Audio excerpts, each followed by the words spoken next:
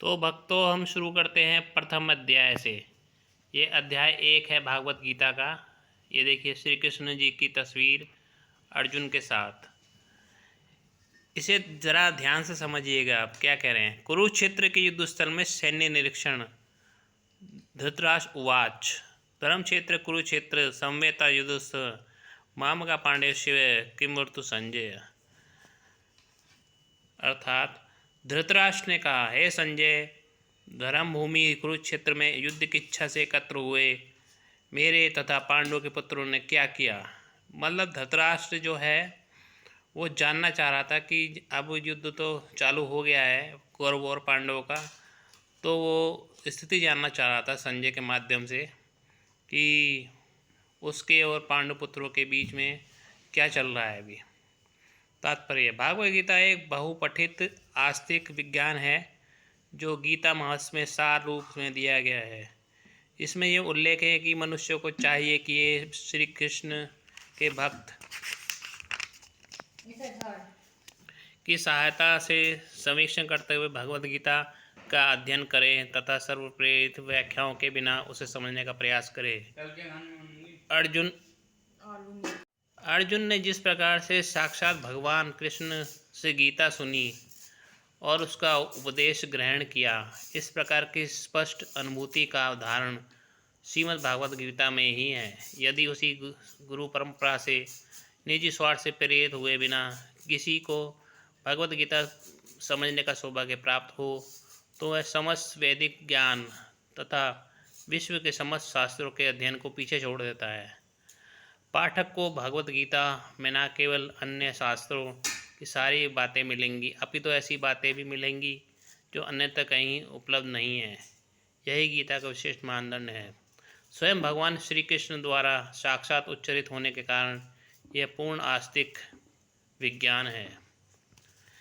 मतलब भागवत गीता एक इतना महान ग्रंथ है दोस्तों।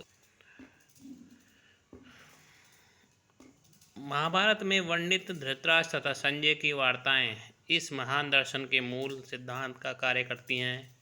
माना जाता है इस दर्शन की प्रस्तुति कुरुक्षेत्र के युद्ध स्थल में हुई, जो वैदिक युग से पवित्र तीर्थ चल रहा है।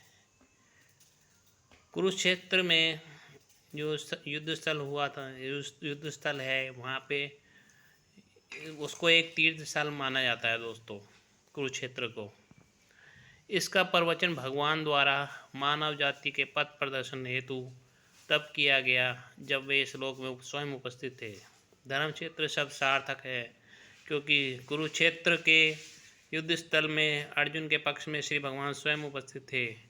कौरवों के पिता धृतराष्ट्र अपने पुत्रों की विजय की संभावना के विषय में अत्यधिक संदिग्ध था। अतः इसी संदेह कारण उसने अपने सचिव से पूछा, उन्होंने क्या किया। वह आश्वस्त था कि उसके पुत्र तथा उसके छोटे भाई पांडु के पुत्र कुरुक्षेत्र के युद्ध भूमि में निर्णायक संग्राम के लिए एकत्र हुए हैं। फिर भी उसकी जिज्ञासा सार्थक है। वह नहीं चाहता था कि भाइयों में कोई समझौता हो। अब ये देखिए, धृतराष्ट्र ये नहीं चाहता था कि कौरव और पांडवों में समझौता हो, क्योंकि वो दुर्योधन को इतना वो मानता था। दुर्योधन उसका खैर बेटा ही था, इसलिए वो समझौता क्यों चाहेगा। वो तो चाहेगा सारा राज उसके बेटे दुर्योधन को मिल जाए।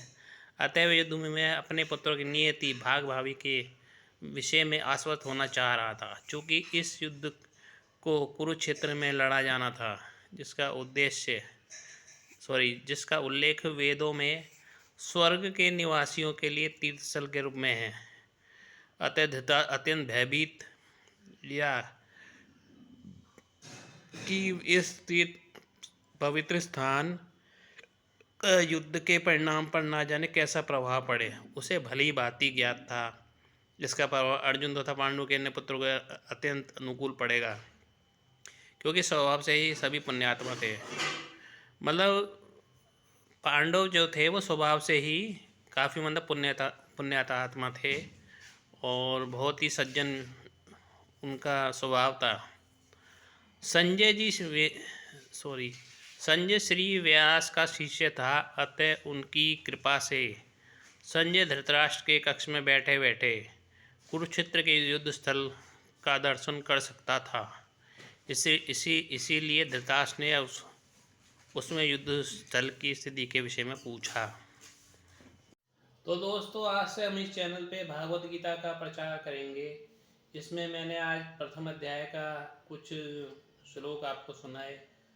अब धीरे धीरे करके हम इस चैनल के जरिए, इस चैनल से धीरे धीरे सारी भगवत गीता को सुनाएंगे, जिससे